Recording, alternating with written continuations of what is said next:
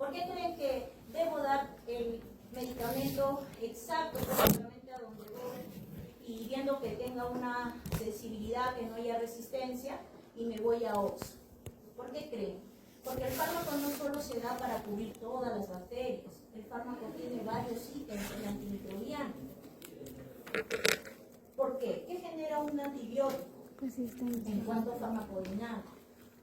Resistencia. Toxicidad, efectos adversos. Entonces los carbapenems y los glucopéptidos tienen efectos adversos, no pueden ser nefrotóxicos, ¿no? Entonces al paciente, en vez de ayudar a mejorar, puedo generar una nefrotoxicidad. Entonces aquí va, ¿no? Si es una sensible, la Staphylococcus aureus, oxacilina sería el tratamiento en este caso. Luego tenemos a Enterococcus. Enterococcus faecium y fecalis, ¿no? La gran mayoría de los antibiogramas, cada hospital tiene un mapa microbiológico. ¿Han visto los mapas microbiológicos de cada hospital? Depende a dónde han estado ustedes rotando. Nosotros los infectólogos necesitamos el mapa microbiológico de cada hospital. ¿Por qué creen? ¿Por qué creen que cuando un infectólogo va a trabajar recién en un hospital nuevo de repente, no vengo de Lima, vengo acá a Huancayo, me voy a Carrión, pido el mapa microbiológico de la institución? ¿Qué hay en un mapa microbiológico? La presencia de la bacteria o... Muy bien, ¿no? Las bacterias, los mecanismos de resistencia, si son sensibles, y cada sala de hospitalización tiene una bacteria diferente, ¿no? Por ejemplo, en el área de UCI hay más bacilos gram negativos no fermentadores, a comparación que en el área de cirugía, ¿no? Entonces sus bacterias son distintas, no son iguales. Y el hospital, de repente nosotros tenemos, por ejemplo, en el área de UCI, más Acinetobacter extremadamente resistente, y en Priale de repente tiene más Pseudomonas aeruginosa extremadamente resistente. Y de repente el Carmen tiene más Stenotrophomonas maltophilia. Entonces, y en Lima, de repente, el 2 de mayo, en áreas de UCI, tiene pues más Burkholderia cepacia. Entonces, cada mapa microbiológico es diferente en cada hospital. Entonces nosotros necesitamos ese mapa microbiológico. ¿Para qué? Yo voy pues a un área de cirugía o traumatología, y justo en cirugía ha salido que lo que más hay es Citrobacter, y Citrobacter es un AMSES.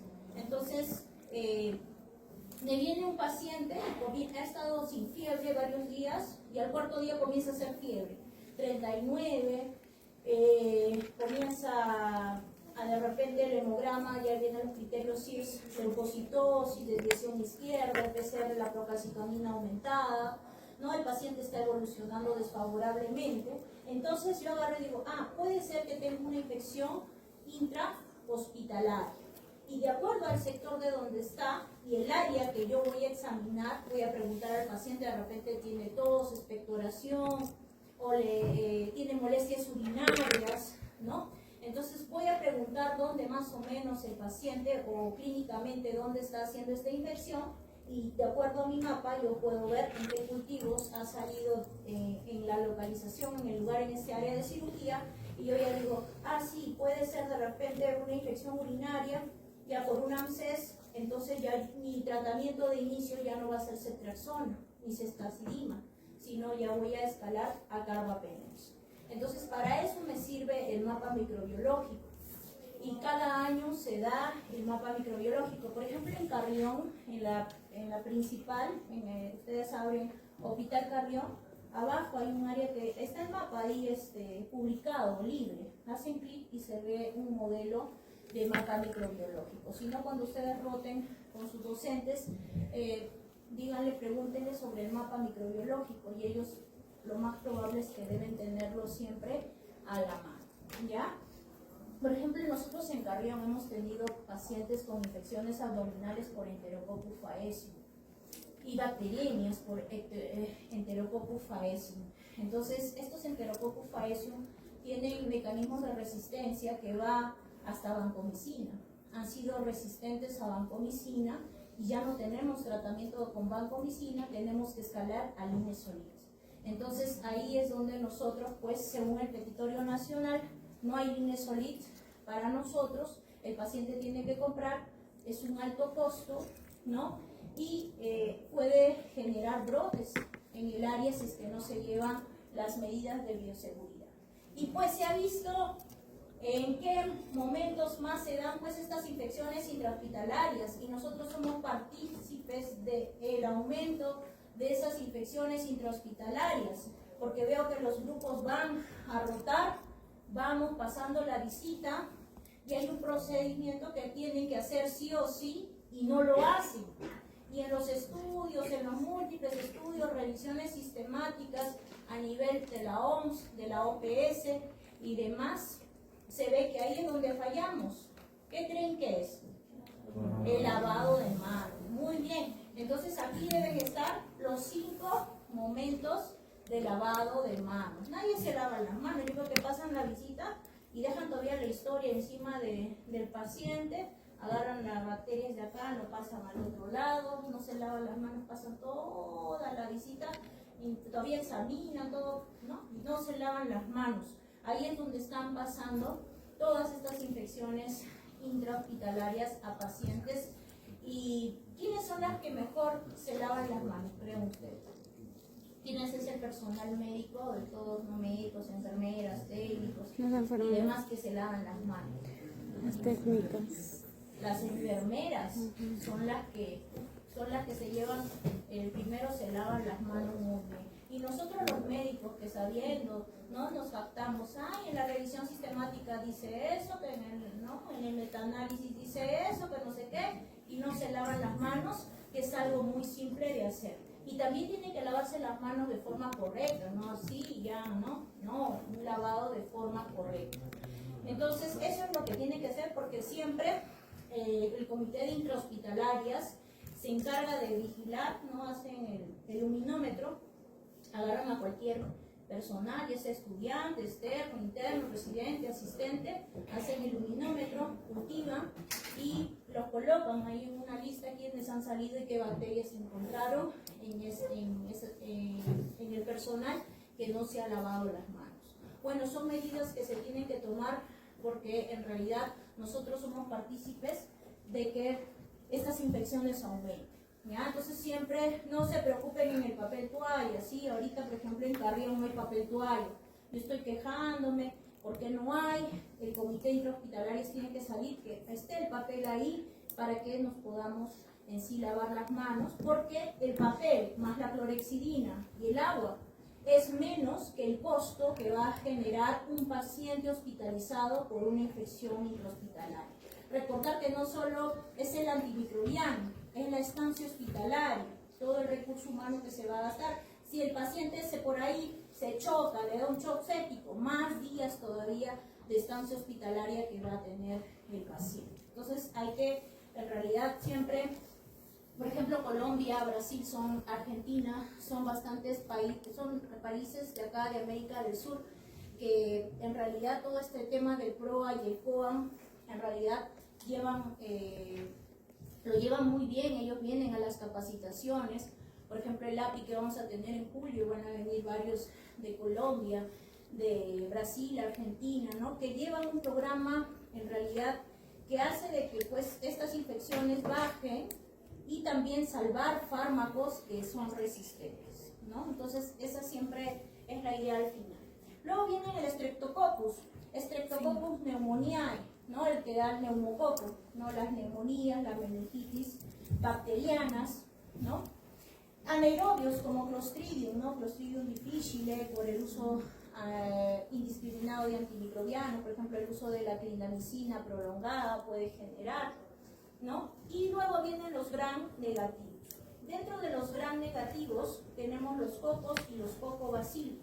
Tenemos a Neisseria meningitidis, a Haemophilus influenza, ¿no? Neisseria meningitidis, el que comúnmente se le dice meningococo, ¿no? Entonces cuando ustedes dicen es una MEC bacteriana, porque van a llevar MEC bacteriana, ¿qué me va a cubrir?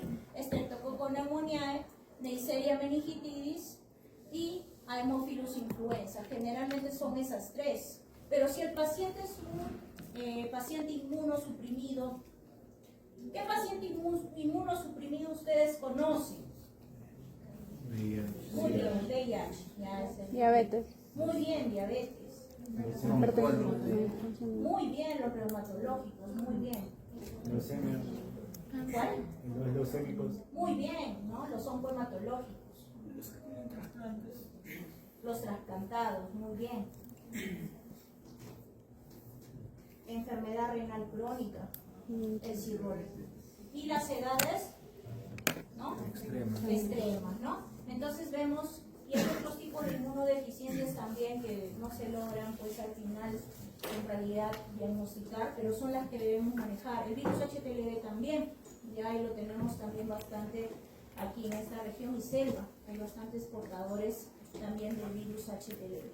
Entonces, cuando hablamos de un paciente inmunosuprimido, es más propenso a tener otras bacterias. Y una de ellas es la Listeria monocitógenes, ¿no?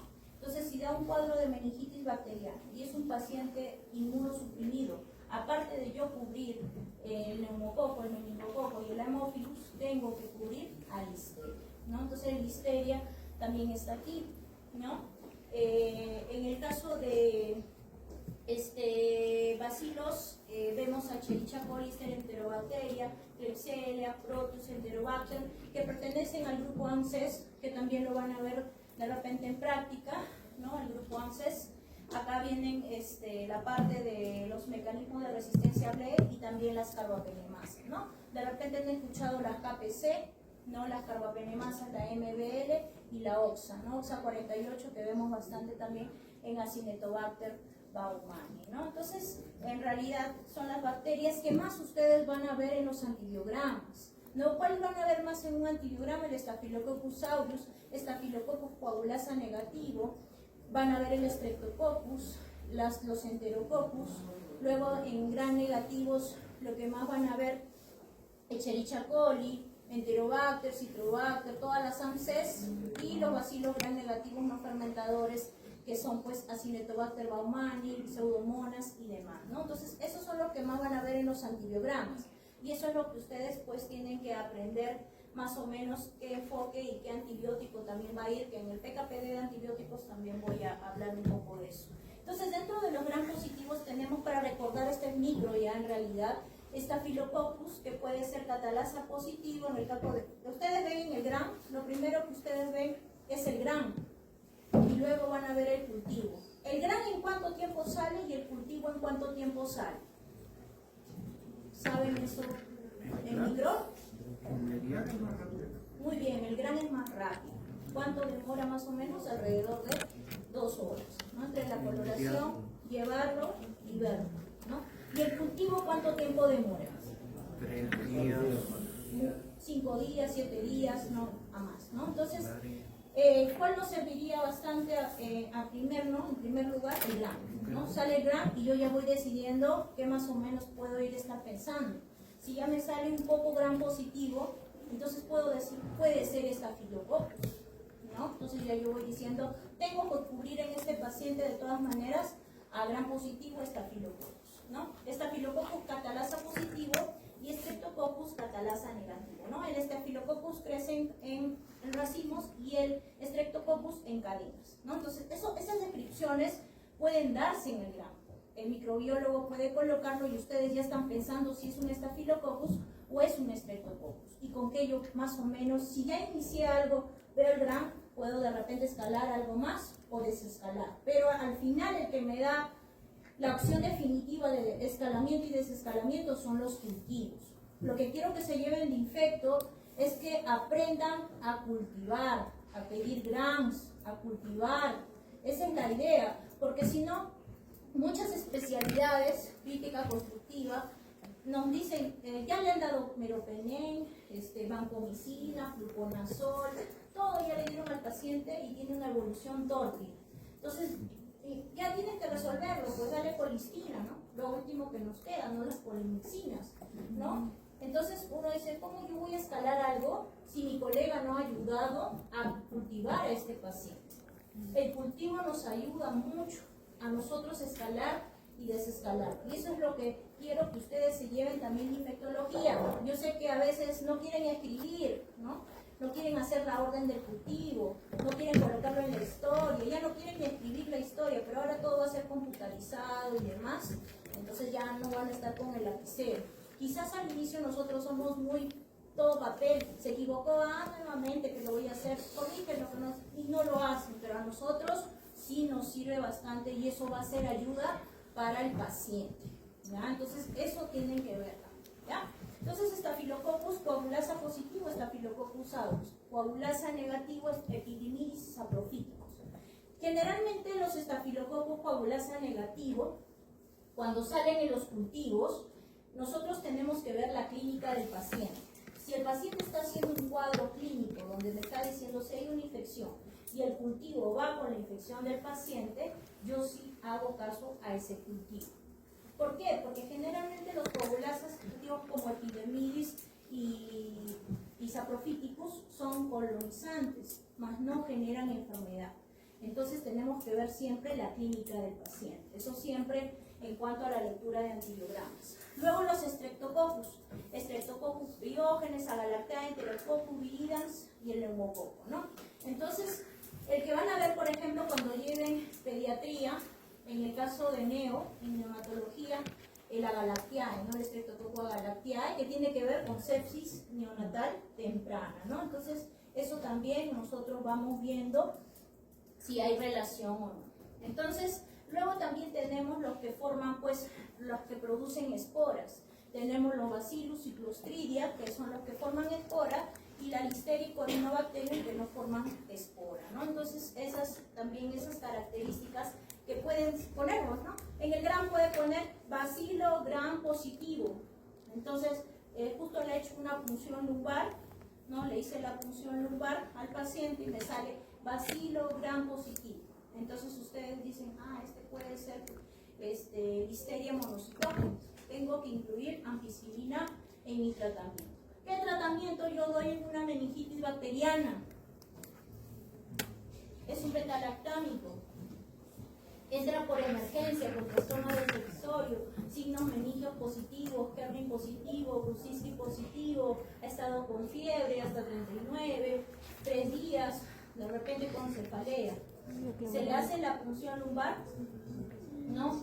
Entonces, ¿qué es lo primero que coloca el emergenciólogo y por qué lo coloca? Porque el emergenciólogo es el que ya se sabe bien las dosis y todo, ¿no? ¿Qué betalactámico es? No es penicilina, no es carbapenems, no es inhibidor de betalactamasa, no es monobactámico. ¿Quién me queda? El que se le pone en infecciones urinarias, en neumonías, ceftriaxona, ¿no? Entonces, la ceftriaxona, esta cefalosporina, ¿de qué generación? Tercera, que tiene que volver a cefalosporina, ya de primera, una cefalosporina de primera, porque lo van a ver en el antibiograma. Tienen que saber de primera, segunda, tercera y cuarta, porque son criterios para betalactamasa de espectro extendido. El que colocan para cuando van a operar en ampolla, profilaxis, cefazolina, ¿no? Cefalexina también. Muy bien. De segunda generación, cefoxitina también, el FOX. De tercera generación, aparte de ceftriaxona, que ya lo dijeron, ceftazidima, muy bien. Y de cuarta generación, muy bien. Cefepime, muy bien. ¿De quinta cuál es? Ceftaroline. Muy bien, ceftaviprol y ceftaroline, ¿no? Entonces, miren, eso les va a servir sobre todo para la BRE, para la betalactamasa de espectro extendido. No siempre tenemos antibiogramas automatizados. ¿Sí? ¿Alguien en el Carmen está aquí? Con el doctor Vera. Del Carmen.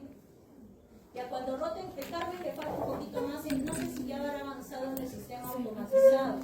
Entonces sus antibiogramas son en realidad no automatizados. Y ahí es donde ustedes, de todas maneras, tienen que ver qué es cefalosporina y demás para que cumpla el criterio BLE.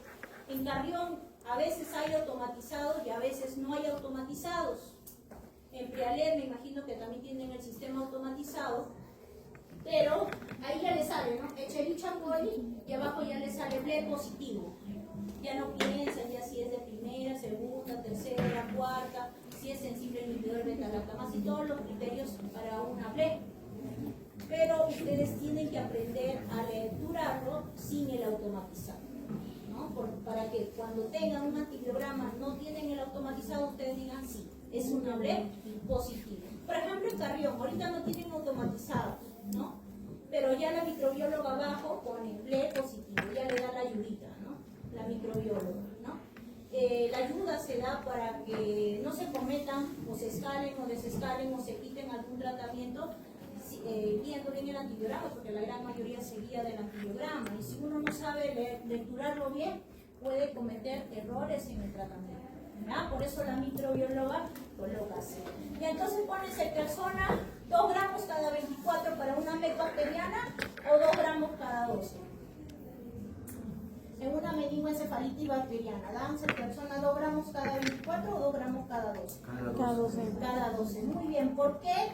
¿Y por qué no doy 2 gramos cada 24 como una neumonía, como una IFU complicada? ¿Por qué no doy cada 24? ¿Se han puesto a pensar eso? Por la penetración a la barrera cerebral. Muy bien, va por la parte de PKPD neurológico, ¿no? La barrera hematoencefálica. Necesita un poco más de dosis para la llegada. Igual los que quieren ser traumatólogos, ¿no? Acá tenemos ahorita bastantes infecciones al hueso, ¿no? Que son las osteomielitis, ¿no? Entonces las osteomielitis, en realidad su PKPD de hueso es en realidad más difícil la llegada que otro PKPD de repente urinario, gastrointestinal, es más difícil la llegada. Entonces, en una osteomielitis ustedes dan de repente días o dan meses de tratamiento antibiótico. En una osteomielitis crónica. ¿Han llevado traumatología? Todavía. Entonces, el tratamiento de osteomielitis no va a ser pues 20 días, son de 2 meses, 3 meses. ¿Por qué? Porque el PKPD del hueso es más difícil la llegada del antimicrobiano hasta el hueso. Entonces, cada sistema tiene un PKPD, ¿no? Farmacocinética y farmacodinámica, ¿no? Entonces, eso también hay que aprender, ¿no? Luego, en el caso de, también tenemos anocardia y actinomyces, también dentro de estos gram positivos, con forma de varillas filamentosas, ¿no? Y bueno, está de más decirles que el gram positivo pues tiene una pared celular más gruesa, ¿no? La coloración gram, como se ve. Y vemos acá pues que Staphylococcus aureus pues puede dar cuadros de infecciones a piel, neumonías, ¿no? En el caso de artritis también puede dar osteomielitis, abscesos, ¿no? Y también puede ocasionar el síndrome del shock tóxico, el síndrome de la piel escaldada e intoxicación alimentaria. Y el Staphylococcus epidermidis, vemos que lo que está colonizando, infestando, son los dispositivos, ¿no? ¿Ustedes han escuchado de los biofilm? ¿Han escuchado hablar de los biofilm? Sí, ¿verdad? Entonces los biofilm pues son en realidad las bacterias que están colonizando los dispositivos. Uno, catéter venoso central. Otro, la sonda Foley, ¿no? Entonces a veces también los drenes, los tubos, los drenajes, ¿no? El tubo endotraqueal, ¿no? Tubo de traqueostomía, ¿no? Entonces se genera biofilms, estas bacterias. Pero no toda bacteria que está colonizando el biofilms puede generar enfermedad, ¿no? Puede colonizar en algunos y generar enfermedad, ¿no? Acá, por ejemplo, epidermidis está formando biofilm, pero siempre tenemos que ver si sale un cultivo a ese nivel, el paciente tiene que tener un cuadro clínico que está haciendo pues una infección o cuadro de sepsis, ¿no? Entonces ahí es donde yo voy a decir, sí, este Staphylococcus epidermidis es el que está ocasionando el proceso infeccioso. Luego el Saprophyticus, que es la segunda causa de infección urinaria no complicada, el Streptococcus pneumoniae, que es el neumococo, neumonía, meningitis bacteriana, lo pueden encontrar como diplococo gram positivo. En el gram puede salir diplococo gram positivo. Entonces ustedes ya van diciendo, puede ser el Streptococcus pneumoniae, ¿no? Luego el Streptococcus viridia, que tenemos el mutans, mitis que están en la flora orofaringia, puede ocasionar, por ejemplo, en el caso del sanguinis, endocarditis bacteriana también como cuadro, el piógenes, ¿no? Que ocasiona pues cuadros de piel, faringitis, celulitis, impétigo, erisipela, ¿no? Lo que antes también se veía pues la fiebre reumática, la glomerulonefritis años anteriores, en realidad ya no se ve esta patología, ¿no? Y lo podemos detectar mediante el anticuerpo anti-streptolicina O, ¿no? Luego la galactiae que ya les dije, la gestante pasa al neonato y el neonato puede desarrollar el cuadro de sepsis temprana, ¿no? Neonatal temprana, y los enterococcus que generalmente colonizan la parte de la flora bacteriana en el colon y también pueden ocasionar infecciones del tracto biliar, urinario, y se ha visto bastante que estos enterococcus pues son resistentes a vancomicina. Por eso son problemáticas en cuanto a las infecciones nosocomiales. Luego tenemos los bacilos gram positivos, tenemos a Clostridium, el Clostridium tetani, Botulinum, Perfringens difficile, que el difficile tiene que ver mucho con el uso de antimicrobianos como clindamicina, ¿no? Ustedes han visto pacientes que en un coprocultivo les haya salido Clostridium difficile, en toda su experiencia que tienen de repente asistiendo a los hospitales. No, ¿verdad? Es difícil encontrar a Clostridium difficile. Nosotros, por ejemplo, en el Carrión tenemos una técnica molecular que se llama el Phelan-Wright de Biomerux, que tenemos varios paneles y dentro de ellos tenemos un panel gastrointestinal. Entonces, ustedes saben que las pruebas moleculares tienen alta sensibilidad o baja sensibilidad. La prueba molecular, una prueba molecular alta, ¿no? Tiene una alta sensibilidad que llega hasta el 98%. O sea que si le sale algo positivo en ese Phelan-Wright, significa que es lo que tiene el paciente. Entonces, sí he tenido así que han estado utilizando uso de antimicrobianos, la clindamicina, de repente más de 14 días, 21 días, y empezó con cuadros diarreicos, se le mandó el Phelan-Wright y salió positivo para Clostridium difficile, ¿no? Entonces, esas técnicas moleculares también nos ayudan bastante, porque uno, las pruebas moleculares demoran demasiado o solo dura 2 horas en cuanto a salir el resultado. Demora 2 horas, son rápidos. Ese es uno. Lo malo es que tiene un alto costo, ¿no? El costo es alrededor de 1.000 soles, 1.200 soles. Pero ustedes dirán, ¿por qué gastar tanto pues en una prueba, ¿no? Y porque a veces, pues en realidad, porque nosotros al usar el indicado dentro de los antimicrobianos vamos a generar menos toxicidad en el paciente, menos estancia hospitalaria y menos complicaciones en el paciente, por ende menos costo. A la larga se ve eso, ¿no? Y está en estudios a nivel mundial y esperamos pues que vaya bajando pues esas pruebas moleculares. El Bacillus anthracis, ¿no? Por ejemplo, aquellos ven bastante estas úlceras con escaras negras, tienen que ver mucho los veterinarios, los que se dedican a zootecnia, de repente ven ganados con ¿no? Y a veces pueden adquirirlo. Yo me acuerdo haber visto un caso.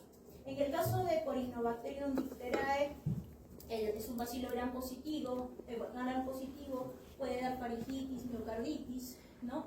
La Listeria monocytogenes, está de más decirlo, meningitis bacteriana en un inmunosuprimido, hay que pensarlo, ¿no? Tiene que ver con productos lácteos, carnes frías, ¿no? No pasteurizados, ¿no?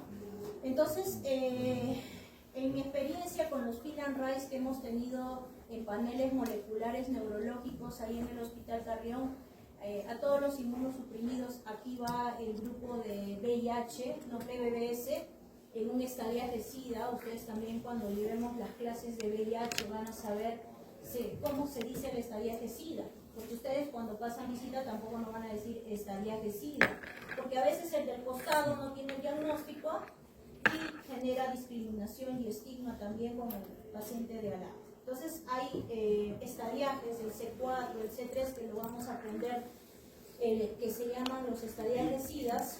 Vamos a aprenderlo cuando llevemos VIH.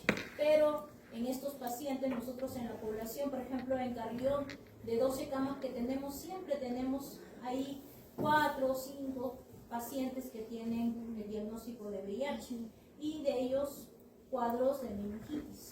Entonces, se ha hecho el panel Phelan-Rye y hasta el momento no ha habido positividad en Listeria monocitógena, ¿no? Pero está indicado o deben ustedes pensarlo en un paciente inmunosuprimido.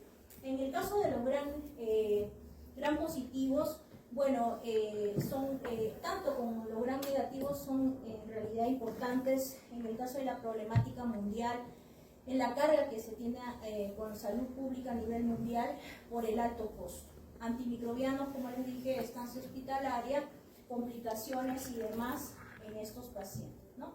En el caso de los gran negativos está más decirlos que es problemática al igual que los gran positivos, que tienen mecanismos de resistencia, ¿no? Donde ya nos queda corto los tratamientos antibióticos.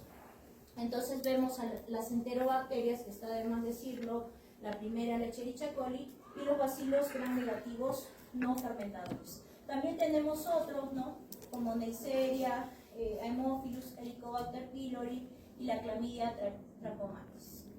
Luego vemos aquí cuál es la diferencia con los gran positivos, que ellos, los gran negativos, tienen 2 membranas, una interna, otra externa. Eso ya lo han visto también en microbiología. Y dentro después de las enterobacterias, se ha visto que el 80% de los gran negativos con especies causantes en humanos están las infecciones del tracto urinario, neumonía, diarrea, meningitis, sepsis, shock y otros, ¿no? ¿Y cuáles son los que más frecuencia tenemos? La Escherichia, el Proteus, Enterobacter, Citrobacter, Serratia, ¿no? El Lampses, Klebsiella, Yersinia, Shigella, ¿no? Y Salmonella, ¿no? Entonces todas esas vemos ahí. Luego, lo que le estaba diciendo también a nivel fenotípico, vemos también en esos paneles moleculares que ya nos sale de frente ya la parte de beta-lactamasa de espectro extendido. En el antibiograma ustedes tienen que ver si realmente cumple el criterio de beta-lactamasa de espectro extendido. Pero en las pruebas moleculares sale, por ejemplo, Escherichia coli y sale, por ejemplo, CTXM detectable. Entonces, al salir eso detectable, significa ya que es Escherichia coli, es beta-lactamasa de espectro extendido, ¿no? Entonces, estos son la parte fenotípica, ITEN, SHB, PER, BEP y TLA, ¿no? Entonces, ¿qué significa? Que son enzimas que hidrolizan todas las cefalosporinas desde la primera hasta la 4ª generación, ¿no? Entonces, está de más decir que beta-lactamasa de espectro extendido ha habido un aumento, sobre todo ahora con la pandemia del COVID, ha habido más aumento en cuanto a beta-lactamasas de espectro extendido, ¿no?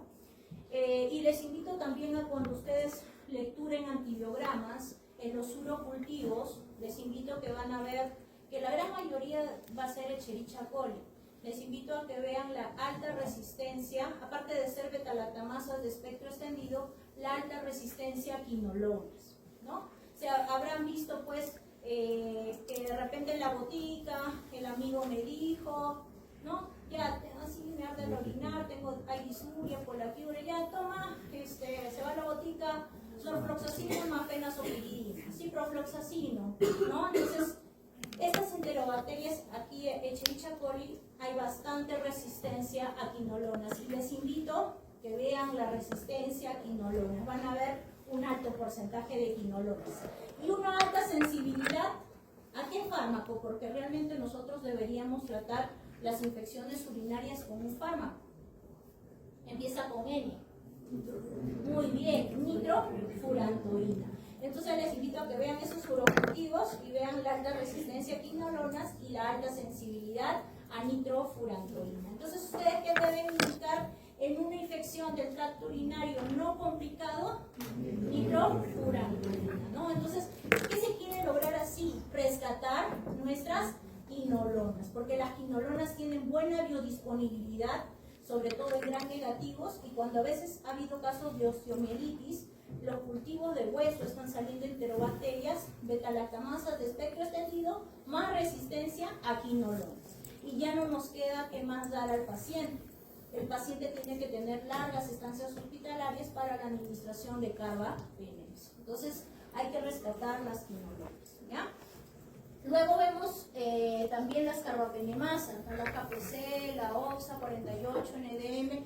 Bueno, la idea no es que ustedes aprendan, pues pueden verlo con práctica, pero no es tampoco necesariamente que ustedes lo sepan por qué es KPC, por qué NDM, OXA 48 y demás.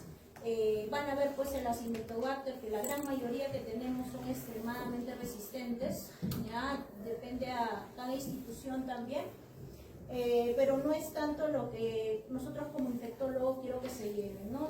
Más son las enterobacterias, Ble, Amses y Staphylococcus aureus, si es un sensible, un MRSA o un enterococcus resistente a vancomicina. Eso es lo que al menos nosotros queremos que ustedes se lleven, ¿ya? Entonces, para nosotros ya se hace más difícil estas enterobacterias productoras de carbapenemasa cuando tenemos en áreas de UCI ya más difícil los tratamientos. Entonces, hemos retrocedido a un fármaco que en los años 80 se daba, que eran las polimixinas, la colistina. Entonces, hemos retrocedido de los años 80, hemos rescatado ese fármaco, pero ese fármaco puede pues eliminar a esta bacteria, pero va a generar mayores efectos adversos. Se ha visto que genera inclusive más nefrotoxicidad que en el caso después de glicopéptidos y demás. Y recordar en quiénes pues vemos estas bacterias, en los que están en UCI, que están con shock séptico, que están con sepsis. Entonces de por sí por ahí pueden hacer injuria renal. Entonces peor todavía vamos a generar ahí, pero no tenemos de otra, tenemos que eliminar la bacteria, ¿no? Entonces, dentro de los bacilos gram negativos no fermentadores, ya les dije, Pseudomonas, Enterobacter, Burkholderia, Stenotrophomona, son aerobios, no esporulados, son incapaces de fermentar azúcares, ¿no? Entonces vemos a estos bacilos gram negativos no fermentadores. Son problemáticas de salud, ¿no? Porque en realidad tienen altos mecanismos de resistencia, ¿no? De repente en la expresión de las porinas, a nivel de RNA, beta-lactamasas, topoisomerasas, en la bomba de flujo, ¿no? Tenemos todos estos mecanismos de resistencia, igual en Acinetobacter, también que, como les dije, más los encontramos en áreas de unidad de cuidados intensivos, ¿no? Igualito, en realidad, múltiples mecanismos de resistencia y ya los medicamentos nos quedan cortos. Por ejemplo, para Acinetobacter extremadamente resistente, nosotros lo que tenemos en los hospitales, nosotros utilizamos las polimixinas como Colistin, más los inhibidores de beta-lactamasa. Hay un inhibidor de beta-lactamasa que utilizamos. A ver, acuérdense, ¿qué inhibidor de beta-lactamasa conocen? Muy bien, ácido clavulánico. ¿Qué más? El que se une a ampicilina, ¿cuál es? Ampicilina sulbactam. Entonces se ve que podemos dar de repente terapias con colistin más ampi sulbactam, ¿no? Entonces usamos esto, ¿no? Pero en otros países pues utilizan de repente la ceftazidima avibactam más el astrionam. ¿Qué es el astrionam? Es un beta-lactámico de todo el grupo al cual pertenece. Eso hay que recordar. Monobactámico, ¿ya? Entonces, ceftazidima avibactam más astrionam son los esquemas que se dan, pero el costo de una ampolla de ceftazidima avibactam es alrededor de 540 soles. Se aplican 3 ampollas al día por 5 a 7 días. Entonces, nos vamos de las UITs a veces, que lo que nos dan a veces para que puedan aceptar los medicamentos y la familia, a veces de bajos recursos, no lo tiene, ¿no? Cefiderocol, que es una, también va específico también a este tipo de resistencia en Acinetobacter baumannii, pero acá todavía en América del Sur todavía no se da en realidad la venta de este fármaco, ¿no? Entonces tenemos múltiples terapéuticas acá vemos, luego tenemos los gérmenes anaerobios. Estos gérmenes anaerobios, ¿qué antimicrobiano va contra bacterias anaerobias? Que no es de amplio espectro, que dan en cirugía. Ceftriaxona más. Ácido clorhídrico, no. Para eso va para los anaerobios. Sí, no. Cipro más, septia más. Metro. Muy bien, metronidazol, ¿no? Entonces, metronidazol es uno de los que van contra pues, los anaerobios, vamos a ver eso, ¿no? Entonces, generalmente están en piel, en mucosas, en la parte, puede generar abscesos, por eso cubren, ¿no? Anaerobios, ¿no? La parte de digestiva es lo que más cubre, tenemos que cubrir ahí con anaerobios. Luego tenemos acá el Clostridium difficile, perfringens, ¿no? Que da la gangrena gaseosa en el caso del perfringens septicum.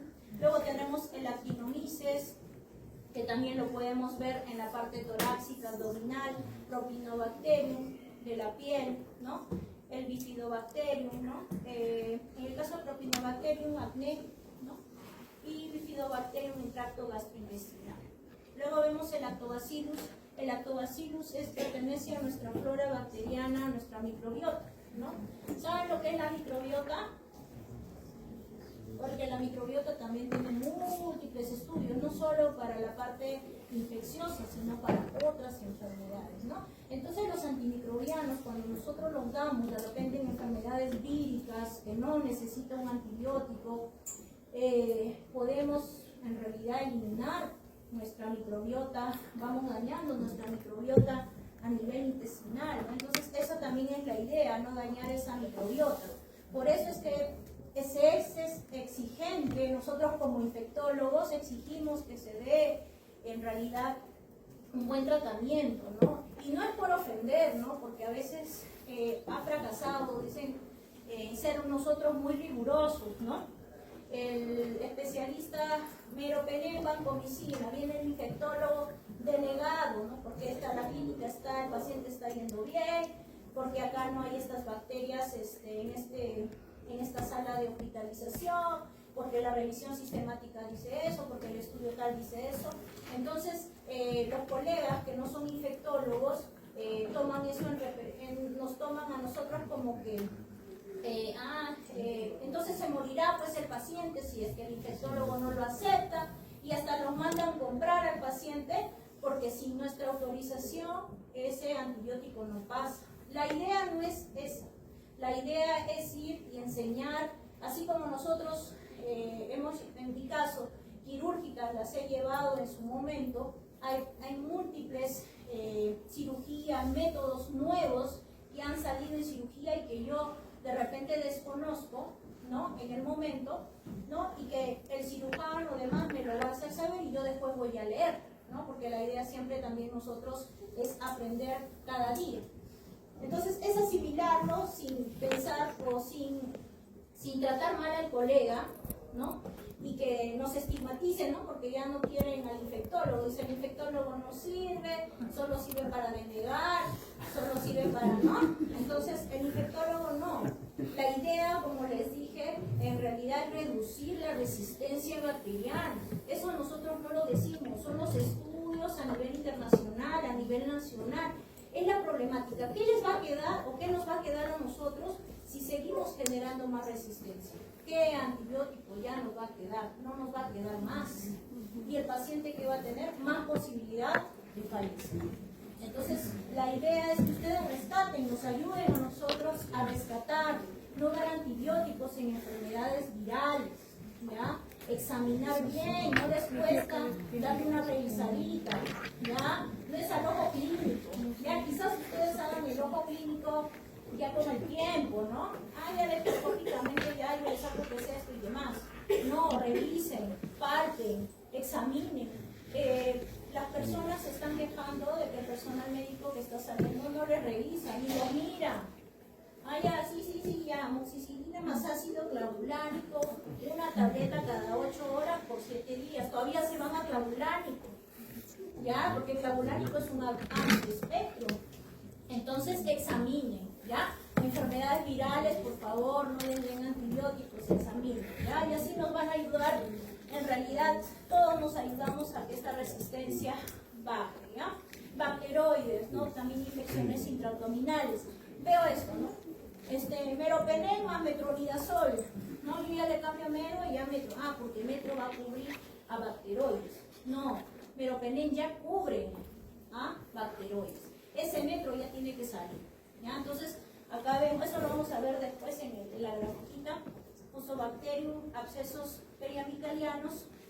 Vemos también a que Campylobacter, han visto que ha estado no de moda, sino que ha habido bastantes casos de Guillain-Barré, ¿no? ¿Cuál ha sido la principal causa etiológica en cuadros de Guillain-Barré? Campylobacter jejuni, ¿no?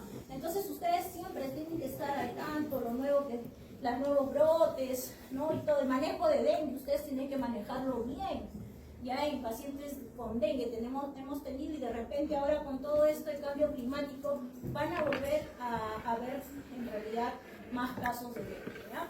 Prebotela, Legionella, ¿no? Todo con cavidad oral y demás. Entonces hay las bacterias escape, que son aquellas que evaden en realidad los antimicrobianos, no se escapan, tienen esa habilidad, ¿no? Y ahí está pues Enterococcus faecium, Staphylococcus aureus, el MRSA, que siempre está ahí en realidad presente. Ya no solo es intrahospitalario el MRSA también lo tenemos en la comunidad, ¿ya? Entonces el Staphylococcus aureus meticilino resistente también existe en la comunidad. Tanto la Organización Mundial de la Salud como la One Health, en realidad, no solo el tema es humano, han visto que también veterinario y la parte de los vegetales y demás hacen una cadena. ¿Por qué? Porque se ha visto que los animales, han visto, por ejemplo, la otra vez estuve en una capacitación en donde hablaban de las piscigranjas, ¿no? Las truchas que le dan antibióticos, ¿no? Y ya generan resistencias hasta polimixina. O sea, hacen resistencia, esas bacterias que están ahí en la trucha pueden generar resistencia a polimicinas. En el norte del país también con otros peces, ¿no? Y lo mismo pasa con animales, en los pollos, en las aves de corral, que se dan derivados tipo vancomicina, ¿no? Entonces, polimixina. Entonces, esto no solo es una problemática a nivel del hospital y personal de salud, sino a otros entes, ¿no? Veterinario, y la parte de las frutas, los vegetales que también utilizan. Entonces ahí va también el enfoque, ¿no? También Clostridium, Acinetobacter romanis, Pseudomonas y Enterobacterias, ¿no? Ya neumonía, ITU, tracto abdominal, lo van a ver con el doctor Avemir, las infecciones de piel, la que más vemos en realidad por Staphylococcus aureus, ¿no? Y las bacteremias, ¿no? Las bacteremias que en realidad tenemos que ver la buena toma de hemocultivos. Cuando vamos a ver en la próxima clase de sepsis, hemocultivos, cómo se ve, en realidad que tenemos solo 1 hora para hemocultivar. Ponen sepsis, grandazo, shock séptico, le indican mero, banco, y no le hacen los hemocultivos. Entonces, eso ustedes tienen que aprender, porque ahí vamos a determinar las bacterias, chicos. Y 5 minutos más, o 7 que me queda.